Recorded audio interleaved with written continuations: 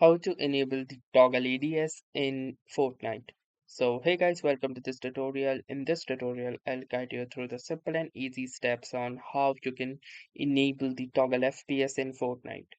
So in order to enable the toggle FPS in Fortnite, all you will need to do is simply follow these easy steps.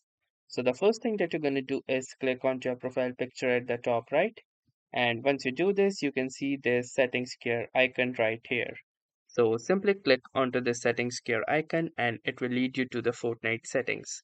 Now within the Fortnite settings, click on to this game option, and within the game option, you can see these options right here. So simply scroll down, and within the combat, you can see the ADS. So currently it is set to while held. So this sets aiming down sights to be on or off toggle or a hold when using a controller or other non-touch devices. So instead of while held, we will click onto this arrow and choose it to toggle. Now, once you have successfully selected the toggle, click onto this apply button and now your toggle ADS have been enabled. So that was all for this tutorial. Thanks for watching and have a nice day.